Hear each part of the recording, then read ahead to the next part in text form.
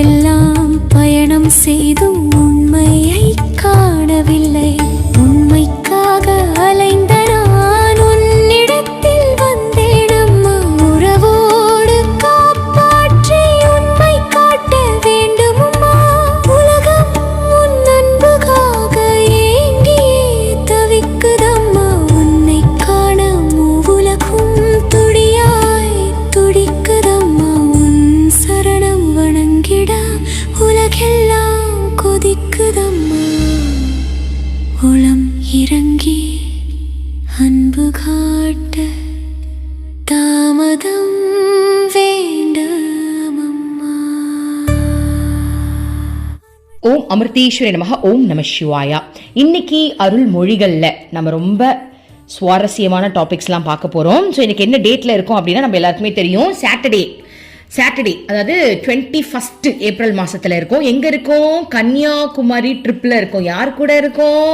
நம்மளுடைய குருவான ஸ்ரீமத் அமிர்தானந்தம்மை கூட இருக்கும். எந்த வருஷத்துல இருக்கும்? 1984 இருக்கும். நம்ம எல்லாரும் இப்ப டைம் டிராவல் பண்ணி அங்க போயாச்சு. ஸோ நேற்று என்ன பார்த்தோம்னு உங்களுக்கு ஞாபகம் இருக்கா? அம்மா வந்து நாயனார் சுவாமிகள் பத்தி அம்மா சொன்னாங்க. அதாவது அம்மா வந்து மலை உச்சியில் இருக்கக்கூடிய ஒரு கோயிலுக்கு, ஹனுமான் கோயிலுக்கு போகும்போது மலை அடிவாரத்தில் வந்து அந்த ரோட்ல வந்துட்டு நாயனார் சுவாமிகள் பற்றி சொல்லியிருந்தாங்க. ஆக்சுவலி இப்போ அவங்க, அதாவது 84ல் அவங்க உயிரோட இல்லை. அதுக்கு முன்னாடி அம்மா வந்து கன்னியாகுமரிக்கு வந்தப்போ, ஒரு 3 வருஷம் முன்னாடி வந்தப்போ அவர் இருந்தாங்க. அப்போ வந்து அவர் வந்து அம்மாவை பார்த்து காளி காளி காளின்னு சொன்ன உடனே அம்மா அப்படியே வந்து தரையிலேயே அம்மா இல்லையா, தரைக்கு மேலே பறந்தாங்களாம். அப்படியே காளியாவே அம்மா மாறி அம்மாக்குள்ளேருந்து ஒரு ஒளி, பீஜ மந்திர மாதிரி ஒரு ஒளி அதுவாக வந்துச்சான். அம்மாவுடைய நாக்கு தரையை பார்த்து தொங்குச்சான். கண்ணெல்லாம் அப்படியே உருண்டையா மாறி அப்படியே காளியாவே மாறினாங்க அப்படின்னு நம்ம நேற்று பார்த்தோம் இல்லையா? அதுக்கப்புறம் அங்கிருந்து அந்த விஷயத்த சொன்னதுக்கு அப்புறம் அவங்க குடும்பத்தினர்கள் வந்து இந்த மாதிரி நாயனார் சுவாமிகள் சொன்னாங்க, நீங்க போனதுக்கு அப்புறம் நீங்க வந்து உண்மையான காளி வந்திருக்கா, காளியே வந்துட்டா உலகத்துக்கு அப்படின்னு சொல்லிக்கிட்டு இருந்தாங்க அப்படின்னு அவங்க சொந்தக்காரவங்களாம் சொன்னாங்க இல்லையா? அதுக்கப்புறம் அம்மா வந்து மலை ஏற ஆரம்பிச்சாங்க. ஸோ மலை ஏறிட்டு இருக்கும் போது யாருக்குமே களைப்பு தெரியலையா, வயசானவங்கல இருந்து பெரியவங்களுக்கு. இப்ப காளி ஏறுனா நம்மளுக்கு சொல்லுங்க பார்ப்போம், காளியே மலை ஏறுது, அந்த எனர்ஜியில் நம்ம ஏறும்போது நம்மளுக்கு கை வலிக்குமா என்ன, கால் வலிக்குமா என்ன? கரண்ட் கம்பமே ஏறுது, நம்ம எலக்ட்ரிசிட்டி நம்மளுக்கு அது பாஸ் ஆகாது. ஸோ அந்த மாதிரி எல்லாரும் ஏறிக்கிட்டு இருக்கோம். அப்போ ஒரு இடத்துல அம்மா உட்கார்ந்தாங்க. அப்போ ஒருத்தர் வந்து அம்மா கிட்ட வந்து ஆசீர்வாதம் வாங்கினாங்க. அவரை பத்தி அம்மா சொன்னாங்க, இவர் வந்து ரொம்ப பணிவு மிக்கவர் அப்படின்னு அம்மா சொன்னாங்க இல்லையா? ஸோ பணிவு வந்து எவ்வளவு முக்கியமான விஷயம் அப்படின்னு சொன்னாங்க. ஸோ பணிவுல என்ன முக்கியம் அப்படின்னு சொல்லியிருக்காங்க அப்படின்னா, நம்ம சரணாகதி மனப்பான்மையில இருக்கும் போது தான், எனக்குன்னு எந்த விருப்பமும் கிடையாது, இறைவா ஓ விருப்பப்படி எல்லாம் நடக்கட்டும் அப்படின்ற அந்த நிலையில தான் உண்மையான பணிவே வரும் அப்படின்னு அம்மா சொன்னாங்க. ஸோ இப்போ என்ன ஆகுது அப்படின்னா, அம்மா வந்து இப்ப மலையில ஏறிட்டு இருக்காங்க. ஏறும்போது அம்மா கொஞ்ச நேரம் அப்படியே கண்களை மூடி அந்த ஐக்கிய நிலைக்கு போயிட்டாங்க. அப்புறம் கொஞ்ச நேரம் கழிச்சு திரும்பவும் மலை ஏற ஸ்டார்ட் பண்றாங்க. அந்த லைனை இப்ப படிக்கலாம். வெயில் போக போக கடுமையாக இருந்தது. சிலர் அம்மாவுக்கு குடைபிடிக்க முயன்றார்கள். அம்மாவுக்கு குடை தேவையில்லை. குழந்தைகள் எல்லோரும் வெயிலில் நடந்து வரும் பொழுது அம்மா மட்டும் எப்படி குடையில் நிழலில் வர முடியும்? அம்மாவுக்கு இந்த மாதிரியான வெயில் எல்லாம் பழக்கமானதுதான். மழையிலும் வெயிலிலும் அம்மா இரவு பகல் பாராது வீட்டிற்கு வெளியே வெட்ட வெயிலில் இருந்து பழக்கப்பட்டவள். அப்பா சுகுணானந்தரும் அம்மா தமயந்தியும் அம்மா இப்படி மழையிலும் வெயிலிலும் நனைவதையும் காய்வதையும் பார்த்து அம்மாவை இவற்றிலிருந்து காப்பாற்ற ஒரு ஓலை குடிசையை போட்டு கொடுத்தார்கள். ஆனால் அம்மா அதில் வசிக்கவே இல்லை. அம்மா வெயிலிலும் குளிரிலும் கிடந்து இரண்டாலும் பாதிக்கப்படாத நிலையை அடைய வேண்டும் என்று உறுதியாக இருந்தேன். கடவுளை இடைவிடாமல் யார் நினைக்கின்றார்களோ அவர்களை வெயிலின் கடுமையும் மழையின் குளிரும் ஒன்றும் செய்துவிட முடியாது என்று கூறினார். பக்தர்கள் கூட்டம் தொடர்ந்து மலை மீது ஏறிக்கொண்டே இருந்தது. அப்போது சிலர் வெயிலில் தொடர்ந்து ஏற முடியாததால் அங்கே இருந்த மரங்களில் அப்படியே சிறிது நேரம் உட்கார்ந்து ஓய்வெடுப்பதை அம்மா பார்த்தார். இதை பார்த்ததும் அம்மா, காலம் வரும்போது நிழல் தருகின்ற மரங்களில் இலை கூட உதிர்ந்து விடுகின்றன.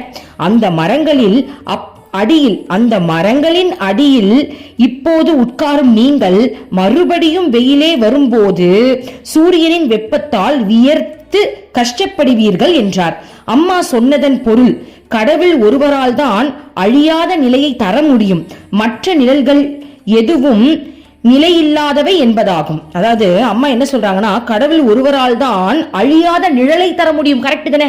அம்மா என்ன சொல்றாங்க, உதிர்ந்து போற இந்த இலைய நம்புறதுக்கு நீ கடவுளை நம்புனா கூட தோ இருக்குப்பா மரம், இதுல போய் உட்காரலாம் அப்படின்றதுக்கு பதில் என் கடவுள் என்ன பார்த்துப்பாரு, அவருக்கு தெரியும் எனக்கு என்ன பண்ணணும்ன்ற அந்த நம்பிக்கை, இலை மேல வச்சு அந்த நம்பிக்கை, அந்த மரத்துக்கு, அந்த மர இழல் தானே நம்மளுக்கு நிழல் தருது, அந்த மரத்தின் நிழலுக்கு கீழே நான் உட்கார்றேன்ற அந்த நம்பிக்கை இருக்குல்ல, அப்பா இங்க மரம் வந்துருச்சுப்பா கொஞ்ச நேரம் உட்காந்துட்டு போலாம், அந்த நிமிஷம் அம்மாவை நினைச்சிருந்தாங்கன்னா அம்மா போறாங்க. அதான் பிரேம பக்தி. பிரேம பக்தியில் இருக்கிறவங்க என்ன பண்ணுவாங்க, அம்மா அந்த லவ்வை நான் ப்ரூவ் பண்ணுன்றதுக்காகவே நான் நிற்பேன் நான் நடப்பேன் அப்படின்ற அந்த ஃபீல் வரும். ஓகேவா? அப்போ அந்த மரத்தை நம்புறதுக்கு பதில் அந்த நிமிஷம் அவங்க அம்மா மேல அந்த ஃபீலோட அம்மா பார்த்துப்பா, அம்மாக்கு தெரியாத எனக்கு கால் வலிக்குது எனக்கு சுடுதுன்னு, அம்மா பார்த்துப்பா நான் நடக்கிறேன் பரவாயில்ல அப்படின்னு நடந்திருந்தோம் அப்படின்னா அம்மா அவங்களுக்கு ஒரு சூப்பரான விஷயத்த பண்ணியிருப்பாங்க. அதை தான் அம்மா சொல்றாங்க, விழக்கூடிய இலைய போய் நீ நம்புறியே அதுவே விழப்போகுது. அப்போ உண்மையா எப்பவுமே நிரந்தரமா இருக்கக்கூடிய இறைவனை தான் நீ நம்பணும்னு சொல்றாங்க. பாருங்க எந்த அளவுக்கு அம்மா நுணுக்கமா நான் சொல்றாங்க பாருங்க. அதாவது அந்த சின்ன இடத்துல கூட நீ ஏன் வந்து அந்த நிழலை நம்புன, நீ அம்மாவை தான் நம்பி இருக்கணும். அதாவது இதுதான் சத்தியமான உண்மை. எப்படி தெரியுமா, ஒரு எக்ஸாம்பிள் சொல்றேன் பாருங்க. அம்மா வந்து கரூருக்கு வந்திருந்தாங்க இல்லையா, அப்போ வந்து நைட் டைம் தான் ஃபுல்லாக தரிசனம் நடந்துச்சாங்க. ஏன்னா ஈவினிங் தானே ஆரம்பிச்சாங்க. அப்போ நானும் கரூரில் வந்து அம்மா போட்ட பிச்சையால் நம்மளும் சேவை செய்யறதுக்கான ஒரு ஆப்பர்ச்சுனிட்டி கிடைச்சிது. ஓகே, அப்போ எப்படி இருந்துச்சு தெரியுமா? ஆக்சுவலி நல்லா கவனிச்சுக்கோங்க, எனக்கு வந்து அம்மா பக்கத்திலே உட்காந்து அம்மா அந்த டோக்கன் கொடுக்குறாங்களா அதை எண்ணக்கூடிய ஆப்பர்ச்சுனிட்டி கிடைச்சிது. ஸோ அம்மாவோட டிவோட்டிக்கு அது கிடைச்சது. அவங்க கூட தான் நாங்களாம் இருந்தோம். அவங்க எனக்கு கால் பண்ணி கூப்பிடுறாங்க, கிருத்திகா வா வா அம்மா பக்கத்தில் நாங்கள் உட்காந்துட்டோம், நீனு வா நம்ம எல்லாரும் சேர்ந்து இந்த டோக்கனை எண்ணலாம் அப்படின்னு.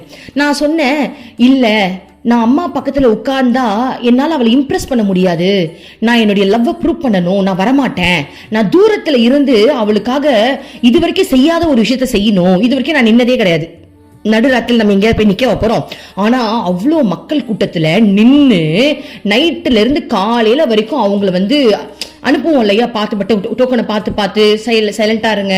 வயசானவங்களாம் இருப்பாங்க, அவங்களும் ரொம்ப கத்திக்கிட்டுலாம் வேற இருந்தாங்க. அம்மா இன்னும் பார்க்க முடியல, லேட் ஆகுது என்ன விடுங்க அவங்க கிட்டலாம் பொறுமையா பேசி, அப்பெல்லாம் இல்லை உங்களுக்கு டோக்கன் இன்னும் டைம் வரல, நான் சொல்றேன் வெயிட் பண்ணுங்க அப்படின்லாம் சொல்லி அந்த நைட்டு ஃபுல்லா எப்படி இருந்ததுன்னா அவளுக்காக உழைக்கணும், என் லவ் இங்க நான் காட்டணும். நான் போய் அங்க சொகுசா உட்காந்துட்டேன் அப்படின்னா எப்படி என் லவ் காட்ட முடியும் சொல்லுங்க? பக்கத்துல உட்காந்து அம்மாவை ரசிக்கலாம் இல்லைன்னு சொல்லலாம், ஆனா அவ இம்ப்ரெஸ் ஆவாளா? இப்போ யோசிச்சு பாருங்க, உங்களுக்கு 2 ஆப்பர்ச்சுனிட்டி கிடைக்குது. ஒன்னு அம்மா பக்கத்திலே உட்கார்ந்துக்கிறதுக்கு, இன்னொன்னு அம்மாவுடைய மனசுல இடம் பிடிக்கிறதுக்கு ஒரு வாய்ப்பு. அம்மா பக்கத்துல உட்கார்ந்து நல்லா தான் இருக்கும், இல்லைன்னு சொல்லல. ஆனா தூரத்துல இருந்து அவளுக்காக நம்ம வேலை செய்யறோம்ல, அப்போ அம்மாவுடைய மனசுல நம்ம எப்படி கொள்ளை அடிப்போம். அப்போ ஏன்னா அம்மா நான் கிருஷ்ணாவை தானே பாக்குறேன், எனக்கு வந்து என் கிருஷ்ணா வந்து நான் இம்ப்ரெஸ் பண்ணணும், அதுதான் எனக்கு ரொம்ப பிடிக்கும், என்ன பண்ணா அவனுக்கு பிடிக்கும் அதுதான் நான் எப்பவுமே யோசிப்பேன். அப்போ நைட்டு ஃபுல்லா நான் நின்றுட்டு இருந்தேன் பாருங்க. ஓகே, அப்போ வந்து உண்மையாவே அம்மாக்கு அது இம்ப்ரெஸ் ஆயிடுச்சு போல் இருக்கு. நான் போன உடனே அம்மா ஒரு கேள்வி கேட்டாங்க, என்ன அப்படின்னா, பரவாயில்லையே கடைசியா வந்தியே அப்படின்னாங்க. நான் தான் லாஸ்ட் தர்ஷன், ஆல்ரெடி கொடுக்க வேண்டிய தர்ஷன் டோக்கன் வந்து ஒருத்தங்கிட்ட கொடுத்தாச்சு, எனக்கு உள்ளதை வந்து இன்னொருத்தங்கிட்ட கொடுத்துட்டு நான் போயிட்டேன். இப்போ வந்து அம்மா இப்ப என்ன போட்டோல இருந்து அம்மா இப்ப என்ன பார்த்து என்ன திரும்ப கேக்குறா, நீ அருள்மொழிகள் போடுறதே கிடையாதுடி, ஃபுல்லா உன் வாழ்க்கையின் கதையை தான் உன் வாழ்க்கை கதையை தான் போட்டுக்கிட்டு இருக்க, அம்மாவுடைய புகழை பரப்புறியோ இல்லையோ, இந்த அருள்மொழிகன்ற பேர்ல உன் புகழை நல்லா பரப்புறடி அப்படின்னு அம்மா இப்ப என்ன பார்த்து கேட்டுக்கிட்டு இருக்கா. ஓகே, என்னப்பா பண்றது? அந்த உணர்வை வந்து இப்போ அம்மா என்ன சொன்னாங்க, கொற்ற இலைய நம்புற நீ கடவுளை நம்பல. அப்போ பாருங்க, அப்போ என்னன்னா பிரேம பக்தியில இருக்கும் போது எப்படி தெரியுமா இருக்கும், அம்மா கூட நடந்துடணும், பரவாயில்ல அம்மாக்காக கால் வலிச்சா என்ன, அம்மா கூட நடக்கும் போது கால் உடஞ்சாதான் என்ன, அம்மா கூட நடக்கும் போது நம்மளுக்கு என்ன ஆனா என்ன, அவளுக்கு வலிக்கும்ல. இப்ப என் கால் சுடும் போது அம்மாக்கும் தானே சுடும். இப்ப நான் வெயில நடந்துகிட்டு இருக்கேன், நின்றுட்டு இருக்கேன், இப்போ நான் கரூர்ல வந்து அத்தனை பேருக்கு நான் ஹெல்ப் பண்ணிக்கிட்டு இருக்கேன். ஓகே, அப்போ அந்த நேரத்துல என் நினைப்பு அம்மாக்கு எவ்வளவு இருக்கும், ஐயோ என் பொண்ணு அங்க நிக்கிறாளே, என் பொண்டாட்டி வேற அங்க நின்னுக்கிட்டு இருக்காளே. கிருஷ்ணா எப்படி நினைப்போம், கிருஷ்ணா வந்து பொண்டாட்டி நினைப்பான், அம்மா வந்து என் பொண்ணுன்னு நினைப்பான். ஸோ என் குழந்தைங்க வந்து அங்கே நின்றுட்டு இருக்கே, அவள் பாரு அவளோட டோக்கன் வந்து, அதாவது அவளை கட்டி பிடிக்கிற நேரம், என்னோட நேரம் வர டைம்ல இன்னொருத்தவங்களுக்கு அந்த டோக்கனை கொடுத்துட்டு நான் கட்டியே பிடிக்கல. அப்போ அம்மாக்கு எவ்வளோ ஏக்கம் இருக்கும், எனக்கு எவ்வளவு ஏக்கம் இருக்கும், அம்மா வந்து நான் கட்டி பிடிக்கணும், நம்ம சேவை செஞ்சுக்கிட்டு இருக்கோம்.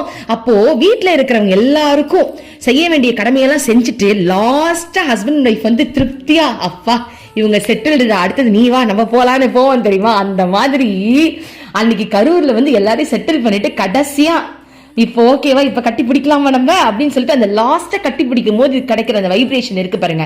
சோ என்ன சொல்ல வரோம் அப்படின்னா, அந்த பிரேம பக்தியில இருக்கும் போது ஒவ்வொரு நிமிஷமும் அவங்களை எப்படி இம்ப்ரெஸ் பண்ணலாம், அம்மா கூட இருக்கும்போது எந்த மாதிரியான ஆப்பர்ச்சுனிட்டிஸ்ல நம்ம வந்து பயன்படுத்திக்கலாம். அதுதான் அந்த பிரேம பக்தி வந்துட்டு இந்த மாதிரி நிழலே எனக்கு தேவையில்லை, உன் கூட வர எனக்கு வலிச்சாலும் அது உனக்கு வலிக்கும் இல்ல, அப்ப நீ என்ன ஒரு நிமிஷம் நினைப்பல எனக்கு அது போதும், அப்படி ஒரு ஃபீலை கொடுக்கும். அதுதான் அம்மா சொல்றாங்க, இந்த உலகத்துல கடவுளை தவிர்த்து வேற யாராலையும் நம்மளை காப்பாற்ற முடியாது. அப்ப கடவுள் சிந்தனையில எப்பவுமே இருக்கணும் அப்படின்னா அந்த பிரேம பக்தியில அது வந்து கிடைக்கும். அந்த பிரேம பக்தி யார் கொடுக்க முடியும்னா குருவால மட்டும்தான் கொடுக்க முடியும். இதை முடிச்சுட்டு நான் அம்மா இப்படி போட்டோல பாக்குறேன். அம்மா என்ன தெரியுமா சொல்றா, வெளில போயிட்டு இந்த அருள்மொழிகள் போடுற உபதேசமிருதம் போடலாம் சொல்லிடாத, உள்ள வந்து பார்த்தாதான் தெரியும் நீ யாரு கதையை போடுறன்னு அப்படின்னு அம்மா சொல்றா. கிருஷ்ணா. சரி, இப்ப நம்ம அடுத்ததை படிப்போம். அது இன்னொரு வாட்டி படிக்கிறேன் பாருங்க, நல்லா கவனிங்க.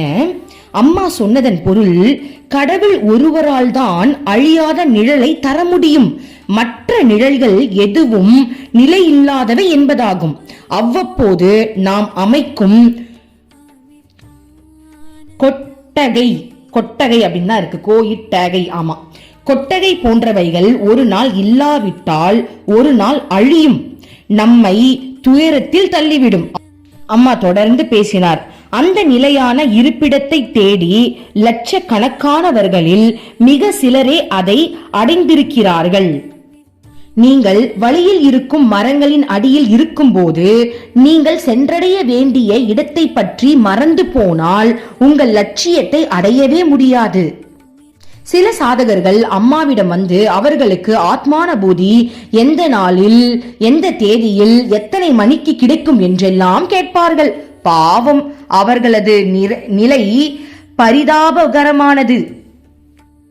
இதுபோல் நினைப்பதும் பேசுவதும் கூட அவர்களை லட்சியத்தை அடைவதில் இருந்து தள்ளிவிடும் என்பதை அவர்கள் புரிந்து கொள்ளவில்லை.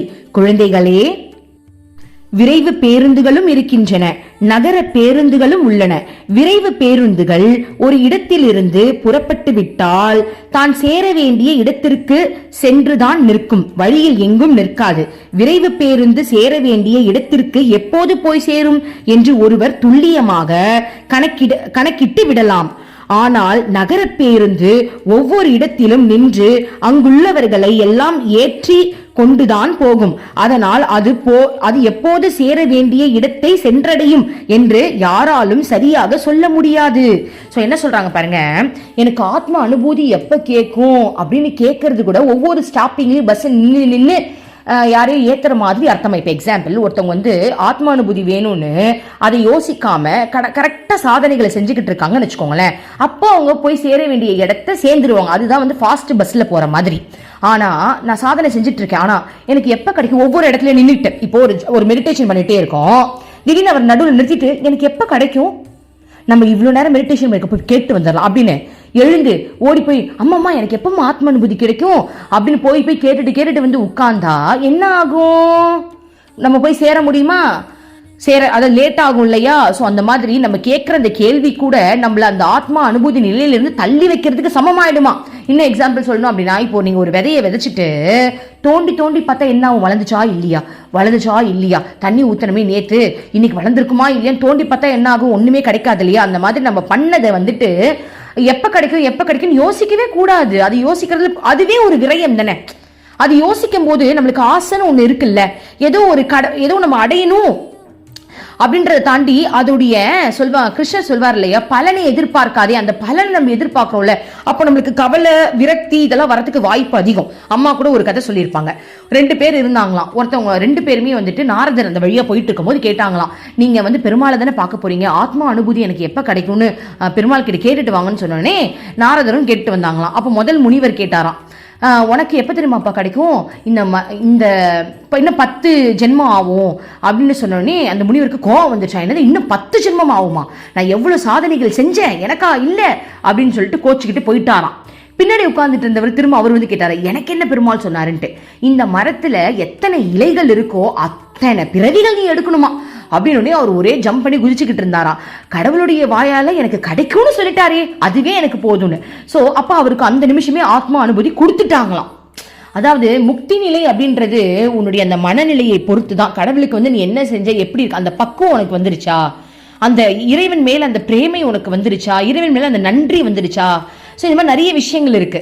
அதெல்லாம் வந்துட்டு நம்ம வந்து எதையுமே யோசிக்காம அவங்க மேல பக்தி செலுத்துவோம், சாதனைகளை செய்வோம், நம்ம இருந்துட்டா கூட அது நம்மளுக்கு கிடைக்கும் அப்படின்றது தான் இதோடைய கருத்துக்கள். சரி, இப்போ அம்மா என்ன சொல்றாங்கன்னு பார்ப்போம். மன உறுதியும் லட்சிய உணர்வும் நிறைந்த சில சாதகர்கள் தங்கள் குறிக்கோளை அடைவது வரை தொடர்ந்து முயற்சி செய்து லட்சியத்தை விரைவில் அடைந்து விடுகிறார்கள். அவர்கள் விரைவு பேருந்து போன்றவர்கள். அதனால் அவர்களுடைய குருவால் அவர்கள் சேர வேண்டிய இடத்திற்கு எப்போது போய் சேருவார்கள் என்று சொல்ல முடியும்.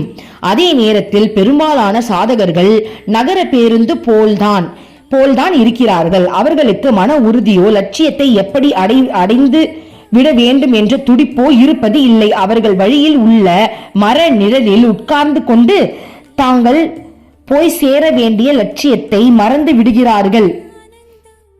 ஒரு பக்தர் அம்மாவிடம், அம்மா, நீங்கள் எப்போதும் ஓய்வாக உட்கார்ந்து கொண்டுதான் இருக்கிறீர்கள், நாங்கள் தான் நடந்து கொண்டு இருக்கிறோம் என்றார். அம்மா உடனடியாக, ஆம், உட்கார்ந்து கொண்டால் எல்லோரும் உட்கார்ந்து விடுவீர்கள், பிறகு மலை மீது ஏறும் வேலையே இருக்காது என்றார். இதை கேட்ட அனைவரும் அம்மா எதை குறிப்பிடுகின்றார் என்பது புரிந்தது. கடவுள் செயல் புரியாவிடில் பிரபஞ்சத்தின் இயக்கம் நின்றுவிடும் என்பதை அம்மா இவ்வாறு குறிப்பிடுகிறார் என்பதை உணர்ந்தார்கள். கோயிலுக்கு செல்லும் பாதையில் இருபுறத்திலும் சில சந்நியாசிகள் உட்கார்ந்திருந்தார்கள். அவர்களுக்கு பிச்சை அளிக்க சொன்ன அம்மா இல்லற பக்தர்களிடம், உடலை காக்க இந்த சாதுக்களுக்கு உணவு வேண்டும், அவர்களுக்கு பிச்சை அளிப்பதன் மூலம் இல்லற பக்தர் புண்ணியம் பெறுகிறார்கள். இந்த உலகத்தில் இல்லற பக்தர்களுக்கு மகிழ்ச்சியான வாழ்க்கை கிடைக்க வேண்டும் என்றால் இது போன்ற புண்ணிய செயல்களை அவர்கள் செய்ய வேண்டும். தகுதி உள்ளவர்களுக்கு பிச்சை அளிப்பது புண்ணியம் பெறுவதற்கான ஒரு வழி. பாருங்க, தகுதி உள்ளவர்களுக்கு பிச்சை அளிப்பதுதான் நல்ல வழி. நல்லா தெரிஞ்சுக்கோங்க, தகுதி உள்ளவர்களுக்கு பிச்சை அளிப்பது புண்ணியம் பெறுவதற்கான ஒரு வழி. தகுதி உள்ளவங்களுக்கு, புரியுதா? சன்னியாசிகள் எல்லாமே இந்த உலகத்துக்காக வாழ்றவங்க. அவங்க செய்யற ஒவ்வொரு தவமும் இந்த உலக நன்மைக்காக அவங்களுடைய ஆற்றலை இந்த உலகத்துக்கு பரப்புறாங்க. அப்படிப்பட்டவங்களுக்கு நம்ம பிச்சை, அது பிச்சைன்னு சொல்ல முடியாது, நம்ம ஒரு சேவை நம்ம செஞ்சுதான் ஆகணும், அது கரெக்ட்.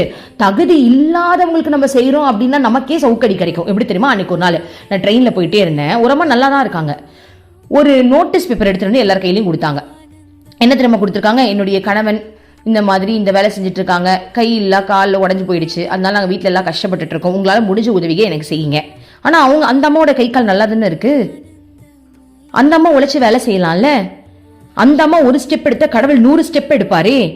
அப்படிப்பட்டவங்களுக்கு நம்ம ஏன் கொடுக்கணும்? யோசிக்கணும். உனக்கு நல்லா தானே இருக்கு கை கால், இங்க வந்து இந்த நோட்டீஸ் கொடுக்கறது, இந்த நோட்டீஸ் அடிச்சு நோட்டீஸ் கொடுக்கறதுக்கு பதில் நீ ஏதாவது ஒரு வேலைக்கு போலாம்ல, உனக்கு வருமானத்தை வச்சு நீ பார்க்கலாம்ல.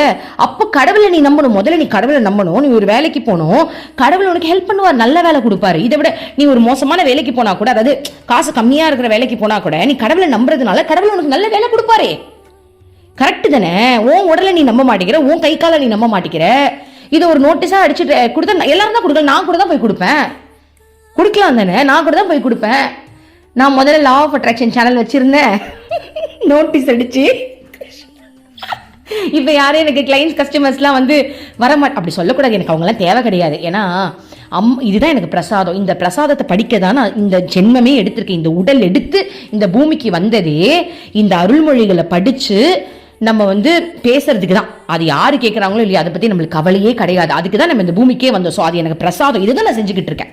ஸோ இப்போ அந்த அம்மாவை சொல்றேன், அவங்க போய் அப்படி நோட்டீஸ் கொடுக்கறது உலகத்தில் இருக்க எல்லாரும் தான் கொடுக்க முடியும். அவங்கள விட கஷ்டப்படுறவங்க என் கண்ணால் நான் நிறைய பேர் பார்த்துருக்கேன். குடிகாரம் ஒருத்தன், ஓகேவா, ஒருத்தர் சரியான குடிக்காரர் படுத்துக்கிட்டே இருப்பார். வீட்டில் ஒரு பச்சை குழந்தை இருக்கு அவங்க வீட்டில். ஓகே, அந்த அம்மாவுக்கு உடம்பு சரியில்லை, அந்த அம்மாவுக்கு கண் பார்வை வேற ஒழுங்கா தெரிய மாட்டேங்குது. ஆனாலும் பாத்திர விலைக்கு அந்த வீட்டையும் காப்பாத்துறாங்க. அவன் வேற ஆட்டோவை வாங்கி போட்டுட்டு குடிச்சிட்டு வீட்டில் படுத்துட்டு இருக்கான். அந்த ஆட்டோக்கு லோனும் இந்த அம்மா அடைச்சிக்கிட்டு இருக்காங்க. அப்போ அவங்களுக்குலாம் நம்ம வந்து அவங்க வேலைக்கு போறாங்க, அந்த மாதிரி ஆட்களுக்கு நம்ம உதவி கூட செய்யலாம். ஆனா நான் அதெல்லாம் பண்ண மாட்டேன். நோட்டீஸ் அடிச்சு உங்ககிட்ட வந்து தருவேன். எதுக்கு செய்யணும்? அதுதான் பார்த்து பிச்சை இடணும். புரியுதுங்களா? பாத்திரம் அறிஞ்சு பிச்சை இடணும். ஏன்னா நீங்க நல்லா இருக்கிறவங்களுக்குலாம் பிச்சை போட்டீங்கன்னா அந்த கர்மம் உங்களை தொத்திக்கும். இதுதான் உண்மை. அதனால அவங்க உண்மையை அனலைஸ் பண்ணுங்க. அனலைஸ் பண்ற தன்மை உங்களுக்கு கிடையாதா? ஏன்னா அந்த காசு ஏன் இவங்களுக்கு வேஸ்டா போகணும்? அதுக்கு கரெக்டான உங்களுக்கு நல்லதா போய் சேரலாம்ல. நீங்க ₹1 கொடுத்தா கூட உண்மையானவங்களுக்கு போய் சேர்ந்தாதான் அவங்களுடைய வயிறு நொம்பும்.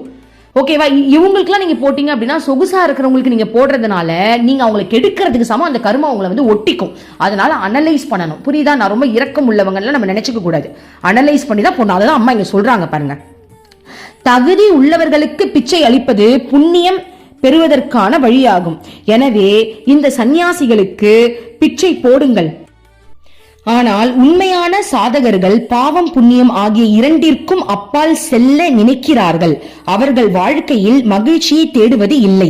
அதனால் புண்ணிய பாவங்களை பற்றி அவர்கள் அக்கறை கொள்வது இல்லை என்று விளக்கினார். அதாவது என்ன சொன்னாங்கன்னா, இல்லற பக்தர்கள் இந்த மாதிரி விஷயத்துல நீங்க செஞ்சு புண்ணியத்தை தேடிக்கணும்.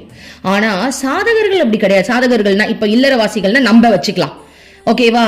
ஆனா சாதகர்கள்னா பிரம்மச்சாரிகள் இருக்காங்க இல்லையா, அவங்களுக்கு அந்த பாவம் புண்ணிய கணக்குல இருந்தே அவங்க மீண்டு வரணும். சோ அதனால பற்றற்ற நிலையில இருக்கிறதுனால அவங்க வந்து இந்த பாவம் புண்ணிய கணக்கு அப்படின்னு அவங்க ஏதாவது ஒரு விஷயம் செஞ்சா கூட அது கிருஷ்ணார்ப்பணம் இறைவனுக்கு சமர்ப்பணம் சொல்லிட்டு போயிடுவாங்க. ஆனா இல்லறவாசிகள் வந்துட்டு இந்த மாதிரி புண்ணியத்தெல்லாம் நம்ம செய்யணும்னு சொல்றாங்க. இப்ப நீங்க சொல்லுங்க, நீங்க இல்லறவாசியா இல்ல சாதகரா? நான் ஒரு சாதகர் தான் நான் சொல்லுவேன். நான் இல்லறவாசியில் இருக்கிறேன், ஆனால் நான் ஒரு சாதகர் அப்படின்ற மனநிலை தான் எனக்கு இருக்கு. எப்படி தெரியுமா? நம்ம எல்லாருக்கும் மேபி அப்படி இருக்க வாய்ப்பு இருக்கு. ஏன்னா நம்ம அருள்மொழிகள் படிக்கிறோம் இல்லையா? அதாவது புண்ணிய பாவம் எதுக்கு? அது அந்த கணக்கு இருக்கிறதுனால தானே திரும்ப திரும்ப பிறவி எடுத்துக்கிட்டு இருக்கோம். எதுக்காக நம்மளுக்கு அந்த புண்ணிய பாவம்? எது செஞ்சாலும் நான் செய்யலப்பா, என் குரு எனக்குள்ள இருந்து எதையோ பண்றாங்க, என் கருமாவை கழிக்கிறதுக்கு அவ ஏதோ பண்ணிட்டு இருக்கான், அம்மா படுக்கு பண்ணட்டும். நம்ம பண்ண வேண்டியதெல்லாம் பக்தி பண்ணணும், அவ்வளவுதான். என் டியூட்டி பக்தி பண்றது, உங்க டியூட்டி என்ன வச்சு ஏதாவது பண்றது. எப்படி நல்லா இருக்குல்ல? அதாவது நம்ம எல்லாரும் சாதகர்களா தான் மாறிக்கிட்டு இருக்கோம். எப்படி தெரியுமா இதை நான் கண்டுபிடிச்சேன்? அம்மா வந்து குட்டி புக்கா 2 புக்கு தமிழ்ல இருக்கு. ஒண்ணு இல்லறவாசிகளுக்கு இன்னுரை, இன்னொன்னு என் அன்பு குழந்தைகளுக்குன்னு இருக்கும். இல்லறவாசிகளுக்கு இன்னுரை அது வந்து ஸ்டார்டிங் எனக்கு படிக்கும்போது ரொம்ப பிடிச்சிருந்தது. என் அன்பு குழந்தைங்களுக்கு படிச்சு பார்த்தா எனக்கு ஒண்ணுமே புரியல. ஆனா இன்னைக்கு நேத்து எடுத்து நான் பாக்குறேன், இல்லறத்தாருக்கு இன்னுரை அப்படின்றதுல அம்மா வந்து குடும்பத்தோட சேர்ந்து ஜபம் பண்ணணும், ஒரு நாளைக்கு எல்லாரும் ஒன்னா சேர்ந்து உட்காந்து சாமி கும்பிடணும்லாம் இருக்கும்போது எனக்கு அது ஏத்துக்க முடியல. என்ன இது அம்மா குடும்பத்தோடன்றா? என் குடும்பமே நீதான், ஏமா நீதான் என் குடும்பம், நீ எதை பார்த்து என் குடும்பம்ன்ற? அப்போ நேற்று அந்த அன்பு குழந்தைகளை எடுத்து படிக்கும் போது அதுல இருக்கிற மெசேஜ் எல்லாம் என்னமோ எனக்கே சொன்ன மாதிரி இருந்தது. அப்படியே அந்த சன்னியாசிக்கெல்லாம் அம்மா போதனை சொல்லுவாங்களா அந்த மாதிரி இருந்தது. மம்மி இதுதான் எனக்கு. ஏன்னா அந்த அளவுக்கு அம்மா அந்த மனப்பக்குவத்தை கொண்டு வந்தாங்க பாருங்க. முதல் நான் புக் வாங்கும்போது இல்லறத்தாருக்கு இன்னொரு படிக்கும் போது, ஏன்னா நான் அந்த ஸ்டார்டிங் ஸ்டேஜ்ல இருந்திருப்பேன் போல் இருக்கேன், அப்ப எனக்கு அது இனிமையா இருந்துச்சு. ஆனா இன்னைக்கு அது எனக்கு ரொம்ப நார்மலா இருக்கு. என்னமா நம்மளாம் இப்ப பற்று இல்லாம அடுத்தடுத்த நிலைக்கு போயிட்டு இருக்கோம், நீ திரும்பவும் கூட்டு சேர்ந்துக்கிட்டு இப்படி பண்ணு, ஆசிரமத்துக்கு வருஷத்துக்கு ஒரு வாட்டி வந்தா போதும்ன்ற, நான்லாம் எப்பதான் உன் கூடிய கதியா கிடக்கிறதுன்னு வெயிட் பண்ணிக்கிட்டு இருக்கேன். இன்னமும் என்னமோ ஸ்டார்டிங் ஸ்டேஜ்ல சொல்ற மாதிரி சொல்லிக்கிட்டு இருக்கன்ற மாதிரி இருந்துச்சா? அப்புறம் என் அன்பு குழந்தைகளுக்கு நான் எடுத்து நேற்று தான் அந்த புக்கு கிடைச்சது. அது எடுத்து படிக்கிறேன். அம்மா இதுதாமா என்னோடது, இதுதாமா. ஏன்னா அம்மா சொல்லியிருப்பா, கடவுளை வந்து நம்ம எப்படி பிடிக்கணும், கடவுளை எந்த நிமிஷமும் எப்படி நினைக்கணும், கடவுளுக்காக எப்படி சேவை செய்யணும், ஒவ்வொரு மூச்சும் ஒவ்வொரு நொடியும் கடவுள் கடவுள் கடவுள்னு அந்த கடவுளை பத்தியும் அந்த சாதனையை பத்தி தான் அம்மா நிறைய பேசியிருப்பா. அதுதான் எனக்கு பிடிக்குது. இதுல வந்து இந்த இன்னுரையில வந்து குடும்பத்தாருடன் இப்படி இருக்கணும் அப்படி இருக்கணும். எனக்கு எப்படி இருந்ததுன்னா திரும்ப எதுக்கு பேக் போக வைக்கிறேன், அதெல்லாம் முடிச்சுட்டு தானே இங்க வந்திருக்கோம். அப்போ எனக்கு இது ரொம்ப பிடிக்குது. என் அன்பு குழந்தைகள் அப்படின்ற அந்த புத்தகம் வந்து ரொம்ப பிடிக்குது. அப்பதான் நமக்கு தெரியுது அம்மா அந்த அளவுக்கு நம்மள அடுத்தடுத்த ஸ்டேஜுக்கு நம்மள உயர்த்திட்டு வந்திருக்காங்க. கரெக்ட் தானே? நம்ம அந்த பற்றுல இருந்து வெளியே வந்து என் குழந்தை என் கணவன் அதெல்லாம் தாண்டியாச்சு. அது என்ன என் குழந்தை, நீ கொடுத்த குழந்தைய நான் வளர்த்துக்கிட்டு இருக்கேன், அவ்வளவுதான் முடிஞ்சிருச்சு. அது என்ன என் குடும்பம், அது ஓகே, கல்யாணம் பண்ணி வச்சுட்டு நான் பார்த்துக்க வேண்டியது என் கடமை, நான் பார்த்துக்கிட்டு தான் இருக்கேன், யாரும் இல்லைன்னா அவ்வளவுதான். அங்க பற்றுலாம் நமக்கு கிடையாது. யாரை வேணாலும் எப்ப வேணாலும் முன்னாடி போவாங்க, நான் கூட முன்னாடி போவேன், இல்லை அவங்க கூட முன்னாடி போவாங்க, அதெல்லாம் பற்று கிடையாது. அதெல்லாம் அக்செப்ட் பண்ணி தான் ஆகணும். அதெல்லாம் விடுங்க, கடவுளை எப்படி பிடிக்கிறதுன்னு சொல்லுங்க அப்படின்ற அளவுக்கு நம்ம மனசு மாறுது அப்படின்னா அம்மா எந்த அளவுக்கு அந்த பக்குவத்தை கொஞ்சம் கொஞ்சம் கொஞ்சம் கொஞ்சமா கொடுத்து கொடுத்து கொடுத்து கொடுத்து நம்மளை இந்த நிலைமையில வச்சிருக்காங்க பாருங்க. அப்போ இன்னும் அம்மா வந்து இதெல்லாம் படிக்க படிக்க இன்னும் நிறைய கொடுக்கணும். அது அம்மா தான் பிச்சையா போடணும். அகங்காரம் வந்துருச்சுன்னா தூக்கி போட்டு இருக்கிறது எல்லாத்தையும் அம்மா பிடுங்கி விட்டுருவோம். அதனால ரொம்ப பவ்யமா அம்மா செல்லம் எங்களுக்கும் சீக்கிரமா அந்த நல்ல அந்த சன்னியாசி நிலையை எங்களுக்கு கொடுங்கம்மா. குடும்பத்துல இருந்துகிட்டே அந்த சன்னியாசி வாழ்க்கையை நாங்க வாழணும். எல்லாரும் மேலேயும் அன்பு காட்டிக்கிட்டு, அவ்வளவுதான் அன்பு. எல்லாரும் மேலேயும் எனக்கு ஈக்குவலா தான்ப்பா இருக்கு. எனக்கு யார் மேலே எனக்கு பற்று எல்லாம் கிடையாது. அப்படி எனக்கு பற்று இருக்கு அப்படின்னா அது ஏன் அம்மா மேலதான், ஏன் கிருஷ்ணா மேலதான் எனக்கு பற்று இருக்கு. ஓகேவா? அதாவது எக்ஸாம்பிள் சொல்லணும்னா, என் ஹஸ்பண்ட் இன்னொரு பொண்ணுகிட்ட பேசினா கூட எனக்கு ஃபீலிங்ஸ் வராது. ஆனா என் கிருஷ்ணா மட்டும் இன்னொரு பொண்ணுங்க உங்க கிருஷ்ணா தாண்டி என் கனவுல வந்தா அப்படின்னு சொன்னா எனக்கு ஹார்ட்டே வெடிக்கிற அளவுக்கு அழுக வருது. அப்ப எந்த அளவுக்கு நம்மள அம்மா நம்ம மனநிலையை மாத்தி இருக்காங்க. என் ஹஸ்பண்டே என்னை ஏதாவது சீன்றதுக்கு இந்த மாதிரி வந்து சொல்லிக்கிட்டு இருக்காரு. எனக்கு ஒரு ஃபீலிங் வரல. சொல்றேன், என்ன உனக்கு ஃபீலிங்ஸ் வரல? நான் சொன்னேன், எனக்கு ஒன்னும் ஃபீலிங் வரலையே. உன் ஆத்மா அப்படி தேடுதல, நான் பாவமா தான் இருக்கு உன்னை பார்த்தா. உன் ஆத்மா இன்னும் ஆன்மீகத்தை தேடல, இன்னும் வேற ஒரு பொண்ணை தேடிட்டு இருக்குன்னா நான் என்ன பண்ண முடியும்? அப்படிதான் வருதே தவிர அது ஒரு கவலையே வரல. ஆனா இதுவே கிருஷ்ணா எல்லார்கிட்டயும் இருக்கட்டும்ப்பா, உங்ககிட்டயும் கண்டிப்பா இருக்கணும். உங்க கூடயும் அவன் நல்லா பழகணும், உங்க கூடயும் அவன் இணக்கமா இருக்கணும், உங்களுக்கும் அவன் கணவனா இருக்கணும், உங்களுக்கும் அவன் காதலனா இருக்கணும், உங்க கூட ஐக்கியத்துல இருக்கணும், கண்டிப்பா இருக்கணும். ஆனா ஒரு அந்த பொசசிவ் அம்மா கிரியேட் பண்ணுவாங்கல்ல, அப்ப சொல்றேன், அந்த மாதிரி யாராவது இங்க பாருங்க உங்க கிருஷ்ணா தான் நேற்று என் கனவுல வந்தாரு தெரியுமா அப்படின்னா, என்னை விட்டுட்டு நீ அங்க போய் என்னடா பண்ணேன்னு ஒரு அழுவ வருது பாருங்க. அதுதான் என்னால தாங்க முடியல. இந்த கோபி கீதான்னு சொல்லிட்டு ஒரு புக் எனக்கு கொடுத்தாங்க. அதுல வந்து கிருஷ்ணர் கோபியர்கள் கூட எப்படிலாம் இருந்தாங்கன்னு போட்டிருக்கு. அதை படிக்கவே என்னால முடியல. ராதையோட எப்படி இருந்தாரு, கோபியர்களோட எப்படி இருந்தாருன்னு சொல்லும் போதே நான் அவங்களுக்கு மெசேஜ் அனுப்பிச்சிட்டேன். எப்பா ஒரு லைனுக்கு மேல படிக்க முடியல, கிருஷ்ணா அங்க அப்படி இங்க எப்படி என்னால முடியல. நான் ராதேன்னு நினைச்சு கேட்டாலும் அப்ப கோபியர்கள் நான் இல்லையா? அப்படி ஒரு பொசசிவ் வருது. இப்போ நான் வந்து நினைச்சுட்டேன், நீங்க ஏன் அப்படி நினைக்கிறீங்க, உங்களே ராதேன்னு நினைச்சு படிங்க. நான் என்ன ராதேன்னு நினைச்சு படிச்சேன். அப்ப ஒரு ஏக்கம் வருது, அப்படின்னா கிருஷ்ணன் என்கிட்ட மட்டும் இருக்கு, அப்ப இந்த கோபியர்கள் பாவம் இல்லையான்னு தோணுது. அடுத்த சாப்டர்ல வந்து கோபியர்கள் கூட அவன் ஒன்னா இருக்கிற மாதிரி இருக்கு, அப்ப நான் ராதே இல்லையாடா அப்படின்னு இருக்கு. அப்ப எல்லாரும் கூட ஒன்னா இருக்கும்போது நான் ஏன் மத்தவங்க கிட்ட கான்சென்ட்ரேட் பண்ணி, எனக்கு எதுக்கு நீ மத்தவங்க கூட பண்றல என்கிட்ட அதை சொல்லிக்கிட்டு இருக்க? அப்ப எந்த அளவுக்கு நம்மளுக்கு இறைவன் நம்மள பொசசிவ் இருக்கு பாருங்க. அப்ப பாருங்க அம்மா எந்த அளவுக்கு நம்மள வந்து அணைச்சு அடுத்த நிலைக்கு கொண்டு போய் இன்னைக்கு கடவுள் தான் எல்லாமேன்ற அளவுக்கு நம்மள அம்மா கொண்டு வந்திருக்காங்கன்னா, ஒண்ணுமே பண்ணாத எனக்கே இந்த நிலைமையே சாதகர்கள் அம்மா கூடயே இருந்து அம்மாவாவே மாறினவங்களுக்கு எந்த நிலைமை கிடைச்சிருக்கோம். அவங்களும் ஆத்மா அனுபூதி அடைஞ்சு இன்னைக்கு எல்லாரும் அம்மாவாவே இருக்கிறாங்க, மூத்த சீடர்கள்லாம். ஓகே, இப்ப அடுத்தது பார்ப்போம். இப்ப அடுத்தது பார்ப்போம்னு சொல்லிட்டு போனை கீழே வைக்கிறேன். இப்ப அம்மாவை பாக்குறேன். சொல்லிட்டியா எல்லாத்தையும்? இப்போ உன் வண்டவாளம் தண்டவாளம் எல்லாத்தையும் சொல்லிட்டியா? இதுக்கு தாண்டி சொன்ன அருள்மொழிகள்லாம் போறேன்னு வெளில போய் சொல்லிடாத, உன் கதையை போடுறேன்னு வேணா சொல்லு அப்படின்னு அம்மா சொல்ற. கவுண்டர் அடிக்கிற அம்மா.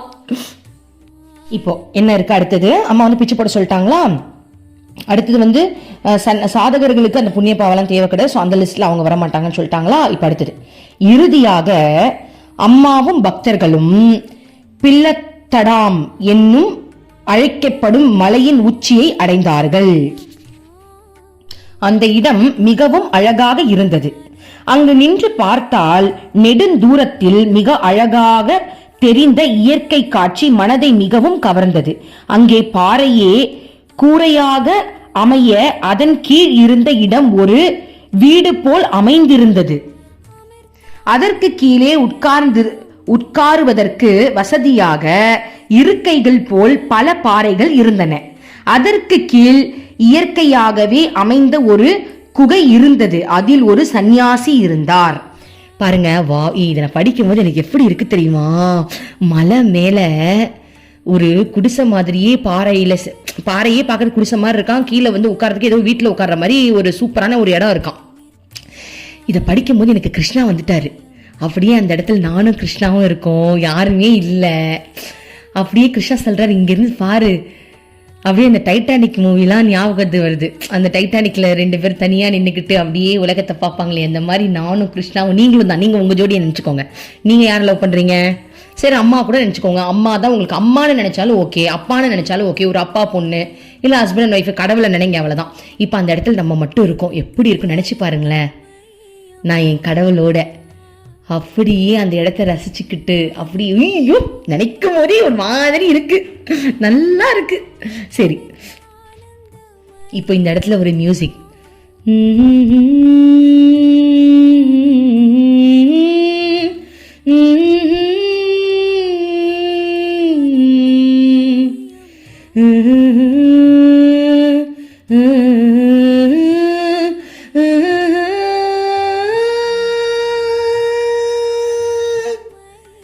போதும், அடுத்ததுக்கு வாங்க அப்படின்னு அம்மா கூப்பிடுறாங்க. ஓகே, இப்போ அடுத்தது பார்க்கலாம். ஆக்சுவலி இந்த சீனை நான் எங்கே திரும்ப பண்ணேன், ஆசிரமத்தில் பீச் இருக்கும்ல, அந்த பீச்சில் பாறை மாதிரி நடந்து போகிறதுக்கு ஒரு இடம் இருக்கும் தெரியும், பாறையாக போட்டு வச்சுருப்பாங்க, நடந்து கொஞ்சம் தூரம் நடந்து போகலான்னு. அந்த இடத்துல அந்த பாறையில் நடந்துட்டு நானும் என் கிருஷ்ணா ஃபோட்டோ வச்சுக்கிட்டு யாருமே இல்லை. அப்போதான் அம்மா பீச் மெடிடேஷன் முடிச்சுட்டு ஸ்டேஜுக்கு போயிட்டாங்க. ஸோ எல்லாரும் தரிசனம் அது இதுன்னு ஓடிடுவாங்கல்ல, கொஞ்சம் பேர் தான் இருந்தாங்க. நான் மட்டும்தான் அந்த பாறையில் இருந்தேன். அப்போ அந்த பீச்சை பார்த்துக்கிட்டு என் கிருஷ்ணா ஃபோட்டோ என் கண்ணத்து பக்கத்தில் வச்சுக்கிட்டு இந்த பாட்டை நான் பாடினேன் தெரியுமா. எப்படி இருந்துச்சு தெரியுமா அந்த ஃபீலு. ஆக்சுவலி இதெல்லாம் எனக்கு கிருஷ்ணா தான், நானும் கிருஷ்ணாவும் தான் பாடினோம். செம்ம ஹாப்பியாக இருந்துச்சு, வேற லெவல் ஃபீல். ஓகே, சரி, அடுத்தது. இப்போ அடுத்தது அங்கே என்ன நடக்குதுன்னு பார்க்கலாம். ஒரு சன்னியாசி ஒரு குகைக்குள்ளே இருந்தாங்க அப்படின்னு சொல்லி முடிச்சுட்டாங்க. அவர் தவத்தில் இருந்திருப்பார் போல. இப்போ அடுத்தது, அம்மாவும் பக்தர்களும் அந்த பாறைகளில் அமர்ந்தனர். அமர்ந்ததும் எதிரே தெரிந்த கீழ் திசை வானத்தை அம்மா கண்கள் இமைக்காமல் பார்த்து கொண்டே இருந்தது. அந்த இடம் மக்கள் நடமாட்டத்தில் இருந்து முற்றிலும் தனிமைப்பட்டு இருந்ததால் ஆழ்ந்த அமைதியோடு மனம் கவரும் தனிமையோடும் இருந்தது. மேற்கு திசையில் இருந்து பலமான காற்று வீசியது. சிறிது நேரத்திற்குள் அதுவும் தணிந்து விட்டது. அம்மாவின் கண்கள் இன்னும் கீழ் வானத்துக்குள் அடியில் நிலைத்து நின்றிருந்தது. தனக்கே உரிய தெய்வீக உலகத்தில் அம்மா மூழ்கி இருந்தால் போலும் பக்தர்கள் அனைவரும் அமைதியாக உட்கார்ந்திருந்தார்கள். சிறிது நேரம் கழித்து அம்மா பாட துவங்கினார். ஓகே, இப்போ நேத்துதான் நான் அம்மா கிட்ட இதை பத்தி கேட்டுட்டு இருந்தேன். அம்மா எப்ப பார்த்தாலும் இந்த ஆழ்ந்த நிலைக்கு போயிடுறேன்னு சொல்லிட்டு கண்ணை மூடி போறீங்களே, என்ன அம்மா பண்றீங்க அப்படின்னு ஒரு கேள்வி. அது எனக்கு எப்ப இருந்தோ இருந்த கேள்விதான். அம்மா வந்து அந்த பிரம்மத்தோட அந்த ஐக்கிய நிலைக்கு போயிடுறாங்க, அதான் உண்மை. அந்த ஃபீல் எப்படி இருக்கும்? ஸோ அப்போ நான் அம்மாட்ட கேட்டுட்டே இருந்தேன். ஏன்னா என் அறிவுக்கு எட்டுற மாதிரி தான் அம்மாவால் சொல்ல முடியும். என் அறிவுக்கு வந்து பிரம்மம்னா எனக்கு என்ன தெரியும், எனக்கு ஒண்ணுமே தெரியாது. அம்மா சொல்ற நீ தூங்குற அப்படின்னா அந்த தூக்கத்தோட நிழல் தான் அந்த பிரம்ம நிலைன்றான். அந்த நிழலே பிரம்மம்னா அப்போ உண்மையான அந்த நிலை எந்த அளவுக்கு இருக்கும்? அந்த பிரம்மத்தோட நிழலை தான் நம்ம தூக்கத்திலேயே அனுபவிக்கிறோமா. அந்த ஆழ்நிலை தூக்கம்னு சொல்லுவாங்க. அந்த பிரம்மத்துடைய நிழல் மாதிரியா நம்ம தூங்குறதே. அப்போ அந்த பிரம்மம் எப்படிப்பட்ட நிலையா இருக்கும் பாருங்க. அப்ப அம்மா எப்படி அதுல இருந்து வெளில வரா? ரொம்ப கஷ்டம் தானே. தூக்கத்துல நம்மளை யாராவது எழுப்பினாலே நம்மளால முடியல. அப்ப அம்மா எல்லாத்தையும் மறந்துட்டு அந்த பிரம்ம நிலை ஐக்கியம் ஆயிடுவாங்களோ. சரி, அம்மா அப்ப எனக்கு புரியுற மாதிரி ஒரு மெசேஜ் கொடுத்தா. சரி, அப்பப்ப அம்மா வந்து மேல பார்த்துட்டு அப்படியே நின்னுறேன், எதை ரசிக்கிறேன். இப்ப நீ யோசிச்சு பாரு, உன் கிருஷ்ணா திடீர்னு வந்து அங்க நிக்கிறான், நீ என்ன ஆவ? அப்படியே நிப்ப, அப்படியே பார்த்துக்கிட்டே இருப்ப. அந்த ஃபீல் எப்படி இருக்கும் உனக்கு? அந்த ஃபீலை தாண்டி அம்மா அனுபவிக்கிறேன் அப்படின்னு எனக்கு கொஞ்சம் எக்ஸ்பிளைன் பண்ணாங்க. அது என் அறிவுக்கு எத்தனை மாதிரி தானே பண்ண முடியும்.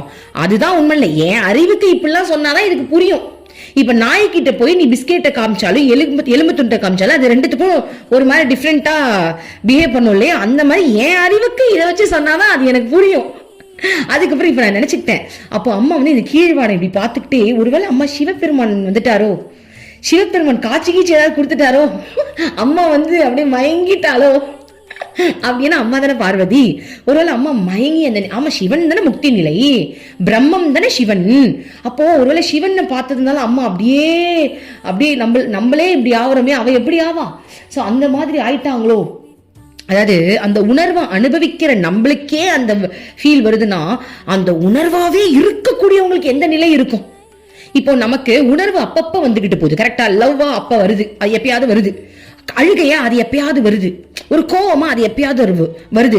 அப்ப நமக்கு அப்பப்ப எட்டி பார்க்கிற உணர்வையே நம்மளால தாங்க முடியலையே. அந்த உணர்வு நிலையாவே இருக்கக்கூடியவங்க, அந்த உணர்வே அவங்கதான் அப்படின்ற நிலைக்கக்கூடிய அம்மாவுக்கு அந்த ஃபீல் எப்படிப்பட்ட ஃபீலா இருக்கும் இல்ல? அம்மா பாருங்க அப்படியே உட்கார்ந்து அதுக்கப்புறம் கண்ணை முழிச்சு கஷ்டப்பட்டுதான் வராங்க போல் இருக்கு. அப்பப்ப கஷ்டப்பட்டு அம்மா வந்து என்ன பண்றது, உங்களெல்லாம் படைச்சிட்டேன். அப்பயே சொன்னார்ல என் சிவபெருமான், சிருஷ்டியை உண்டு பண்ணாத போய் மாட்டிப்பேன்னு. இப்ப பாரு உங்க மேல இருக்கிற பட்டில் நான் வந்து உங்க கூடயே கிடக்குறேன்னு அம்மா வந்து ரொம்ப கஷ்டப்பட்டு வெளில வராங்க போல் இருக்கு. வந்துட்டு அம்மா ஒரு பாட்டு பாடுறாங்க, அதை கேளுங்க. இதை நான் படிக்கிறேன், ஏன்னா தமிழ் பாட்டு தான். கோடானு கோடி வருடங்களாய் சத்தியமே தேடுகிறான் உன்னை மனிதன். இது ஆக்சுவலி அம்மாவோட பஜனை பாட்டு, நல்லா இருக்கும் இந்த பாட்டு. கோடானு கோடி வருடங்களாய் சத்தியமே தேடுகிறான் உன்னை மனிதன், தியானத்தில் ஆழ்ந்து நின் திவ்ய பெருக்கில் ஆத்மாவை சேர்த்து பிரவகிக்க செய். எல்லாம் துறந்த ரிஷிகள் எண்ணிலா வருடங்கள் தவம் இருந்தனர். கோரமாய் வீசும் கடும் காற்றில் உனது சூரிய ஒளியை ஒத்ததான சிறு அம்சம் ஆடாது அசையாது ஒளிர்கின்றது. யாராலும் அதை நெருங்க இயலவில்லை. பூங்கொடிகளும் பூஜை அறைகளும் புதிய கொடி மரம் கொண்ட கோயிலும் எத்தனை யுகங்களாய் காத்திருக்கின்றன. நீயோ எட்டா தூரத்தில் இருக்கிறாய். பிறகு அம்மா பிரம்மச்சாரி பாலுவை ஒரு பாடல் பாட சொன்னார். பாலு சில வாரங்கள் அம்மாவை பிரிந்து தனியாக இருந்த நேர்ந்த போது எழுதிய ஒரு பாடல் இப்போது பாடினார். ஓ வாவ், சரி முதல்ல அந்த பாட்டை முடிச்சுட்டு வந்துடலாம். அம்மா பாடின பாட்டை கேட்டீங்களா?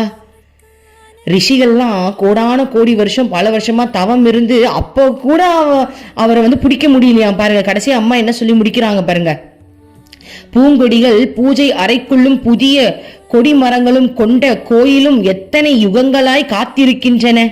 நீயோ எட்டா தூரத்தில் இருக்கிறாய் அப்படின்னு அம்மா இறைவனுக்காக உன்னை பிடிக்கிறது எவ்வளோ கஷ்டம்னு பாடுறாங்க. இப்பெல்லாம் பாடா எங்க நிலைமைலாம் என்ன ஆவறதுமா?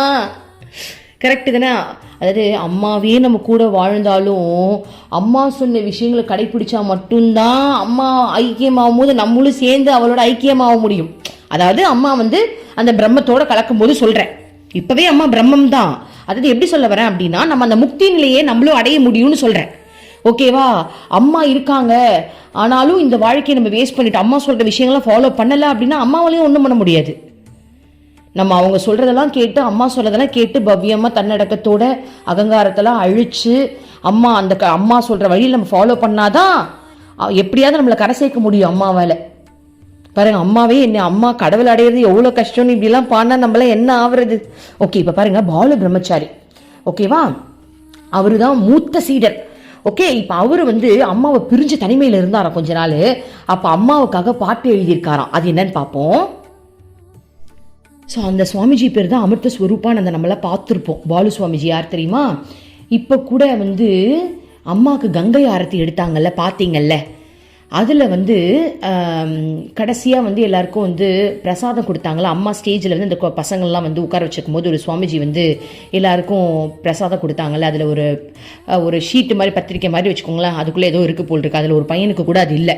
அதை ஓப்பன் பண்ணி பார்த்துட்டு எல்லாருக்கும் எடுத்து இருக்கா இல்லைன்னு செக் பண்ணும்போது அம்மாலாம் சிரிச்சாங்களே, அவரு தான். அவர் நிறைய வந்து நம்மளுக்கு கிளாஸ்லாம் எடுத்திருப்பாங்க, நம்ம பார்த்துருப்போம். அவர் தான் பாலு சுவாமி. அவங்க வந்து பாடியிருக்காங்களாம் அம்மாக்காக எழுதின பாட்டு. அதை பார்க்கலாமா? சோகம் இது எதற்காக மாலையே, நீயும் நினைவில் கரையில் அலைகிறாயா. பாருங்களேன், சோகம் இது எதற்காக மாலையே, நீயும் நினைவில் கரையில் அலைகிறாயா. மாலை ஈவினிங் டைமை பத்தி அவ கேட்கிறாரு. நீயும் வந்து சோகத்துல அலைகிறாயா. செந்தூர வண்ணத்தில் குளிர்ந்து நிற்கும் நின் உள்ளேயும் சோகக்னி எரிகிறதா. அதாவது அந்த மாலை நேரத்துல வந்து சூரியன் வந்து செந்தூர நிறத்துல இருக்கும் இல்லையா, அதை பார்க்கும்போது அழகா இருக்கும், குளிர்ந்துதான் அது நிற்குது. ஆனாலும் அதுக்குள்ள சோகக்னி எரிகிதான். சோகக்னி எரிகிற மாதிரி நீயும் அப்படிதான் இருக்கிறியா அப்படின்னு கேட்கிறாரு. உண்டோ உனக்கு ஓர் அம்மா இது போல், உனக்கு இந்த மாதிரி ஒரு அம்மா இருக்காங்களா? கண்டாயா நீயும் அந்த அன்பு நிலவை, அந்த மாதிரி ஒரு தாயை, அந்த மாதிரி அந்த நிலவு போன்ற ஒரு தாயை நீயும் பார்த்திருக்கியா? கண்டால் நீ சொல்வாயா சோகத்தால் பேசவும் இயலாத என் செய்தியை. அதாவது அப்படிப்பட்ட ஒரு அம்மாவை நீ பார்த்த அப்படின்னா சோகத்தால பேசக்கூட இயலாத என்னுடைய செய்தியை நீ போய் சொல்வாயா? எப்படிலாம் எழுதியிருக்காரு பாருங்களேன். நல்குவாயா இந்த பூவின் இதழ்களை, சொல்வாயோ என்னுடைய வந்தனங்களை போய் வரும்போது சொல்வேன் நான் சென்று வசந்தத்தின் இக்கதைகளை. லாஸ்ட் இன்னொரு அடி படிக்கிற பாருங்க. நல்குவாயா இந்த பூவின் இதழ்களை, சொல்வாயோ என்னுடைய வந்தனங்களை, போய் வரும்போது சொல்வேன் நான் சென்ற வசந்தத்தின் இனி கதைகளை. பாலு மேலும் பல பாடல்களை பாடினார். அம்மா எல்லோரையும் கண்களை மூடிக்கொண்டு தியானம் செய்ய சொன்னார். அம்மாவும் கண்களை மூடி ஆழ்ந்த தியானத்தில் மூழ்கிவிட்டார். ஆனால் பல பக்தர்கள் அம்மாவை தங்கள் இஷ்ட தெய்வமாக கொண்டு விட்டதால் கண்களை மூடி தியானிக்கலாம், அம்மாவின் தெய்வீக வடிவை பார்த்தபடி இருக்க விரும்பினார்கள். ஆனால் அம்மாவின் கட்டளைக்கு பணிந்து கண்களை மூடி தங்களுக்குள் பார்வையை செலுத்தினார்கள். ஸோ அம்மா வந்து எல்லாருக்குமே வந்து அம்மா தான் இப்போ கடவுள்ன்றதுனால எல்லாரும் கண்ணை திறந்துட்டு அம்மாவை பார்க்கலான்னு ஆசைப்பட்டிருப்பாங்க போல் இருக்கு. ஆனால் அம்மா ரொம்ப ஸ்ட்ரிக்டாக சொல்லிட்டாங்க, இல்லை கண்களை மூடி தான் தியானிக்கணும்ட்டு. ஏன்னா இப்போ ரீசெண்ட் டேஸாக எனக்கு அம்மா இந்த ஒரு ஃபீலை எனக்கு கொடுக்குறாங்க. எப்படி தெரியுமா, நான் வந்து எப்போவுமே அம்மாவை பார்த்துக்கிட்டே தான் இருப்பேன். அம்மாவை பார்க்கறது தான் என்னுடைய தியானம். கண்ணை மூடினா எனக்கு வராது அப்படின்னு. ஆனால் இப்போலாம் எனக்கு எப்படி தெரியுமா, அம்மாவை பார்த்தா வெக்கம்தான் வருது. கண்ணை முன்னா அம்மா கூட என்ன ஃபீல் பண்ணாலும் என்னால் அதை ஹாப்பியாக பண்ண முடியுது. அப்போ நான் இப்போ வேணும்ட்டே கண்ணை முடிக்கிறேன், அம்மா நான் உன்னை பார்க்க மாட்டேன், ஏன்னா அம்மா எனக்கு கிருஷ்ணா இல்லையா, அதை பார்த்தா அனுபவிக்க முடியல, வெக்கம் வருதே தவிர்த்து அந்த ஃபீலை அனுபவிக்க முடியல. இப்போ நான் அம்மாவை பார்க்குறேன் அப்படின்னா ஃபேஸ் டு ஃபேஸ் என் வீட்டில் இருக்க அம்மா நல்லா பெருசாக இருப்பாங்க, ஓகேவா. அப்போ அம்மாவை நான் பார்க்கும்போது எனக்கு அடுத்த ஸ்டெப்புக்கு போக மாட்டேங்குது, கூச்சம் வெக்கம். அம்மா நம்மளை ரசிக்கிறாளோ, என்ன ரசிக்கிறா பாருங்க, என் ஃபீல் அப்படிலாம் சொல்லுது என்கிட்ட. அம்மா ஒரு வேளை என் அழகை ரசிக்கிறாளோ அப்படின்னு, நான் அம்மா அழகை ரசிக்க, அம்மா என் அழகை ரசிக்க, அம்மா தானே என் கிருஷ்ணா. ஸோ அப்படிலாம் ஒரு மாதிரி அடுத்ததுக்கே போக முடியல, ஒரு மாதிரி ஒரு ஃபீல் ஆகுது, ஒரு மாதிரி வெக்கத்திலே நின்றுடுது. ஆனால் கண் ஒரு நிமிஷம் அம்மா போமா நான் அவனை பார்க்க மாட்டேன்னு சொல்லிட்டு கண்ணை மூடினா அப்போதான் நான் அவளை அணைக்கிறேன், அவளை முத்தம் கொடுக்குறேன், அவளை கட்டி பிடிக்கிறேன், அப்படியே எல்லா ஃபீலும் வருது, எல்லா ஃபீலையும் அனுபவிக்க முடியுது. கண்ணை திறந்தா வெக்கம் வந்துடுது. அதனாலே நான் அம்மா போமா நான் அவனை பார்க்க மாட்டேன், கண்ணை மூடிக்கிறேன்னு சொல்லிட்டு மூடினா நல்லா வருது. அது கொஞ்சம் நல்லா இருந்தது. அம்மா இப்ப அதை எனக்கு கொடுத்துருக்காங்க போல் இருக்கு. போ அடுத்த ஸ்டெப்புக்கு போடி, இங்கேயே நின்றுட்டு கிடக்குற, எல்லாம் எங்கெங்கயோ போயிடுச்சுங்க, நீ இன்னும் இங்கேயே நின்றுட்டு கிடக்குற, அம்மா மாத்தி விட்டுருக்கா போல் இருக்கு பாருங்க. ஓகே, இப்ப அடுத்தது. அந்த மாலையின் உச்சியில் 1 மணி நேரத்திற்கு மேலாக இருந்த பிறகு பிற்பகல் 1:30 மணிக்கு எல்லோரும் இறங்க துவங்கினார்கள். யாரும் பேசவில்லை, பஜனை மட்டும் தொடங்கியது. அம்மா பெரும்பாலும் நாமாவளி பாடல்களை மட்டுமே பாடிக்கொண்டு வந்தார். அம்மாவின் அமுதமயமான பாடல்களில் மகிழ்ந்தும் பாடலுக்கு ஏற்ப தங்கள் கைகளை தட்டி தாளம் போட்டுக்கொண்டும் எல்லோரும் அம்மாவின் பின்னால் இறங்கினார்கள். ஸோ இப்போ மேலேருந்து கீழே இறங்கிட்டாங்கப்பா. மேலே போய் பஜனை பண்ணாங்க, நல்லா மெடிடேஷன் பண்ணாங்க. ஸோ நல்லா அந்த சந்தோஷமான அந்த விஷயத்தெல்லாம் அனுபவிச்சுட்டு இப்போதான் கீழே இறங்குறாங்க. ஓகேவா. மற்ற டாபிக் வந்து நாளைக்கு பார்க்கலாம். ஓம் அமிர்தீஸ்வரி நமஹ. ஓம் நம சிவாயா. மனமே உனக்கு சொந்தம், ஒருவரும் இல்லை என்ற உண்மையை ஒரு நாளும் நீ மறந்திடாதே.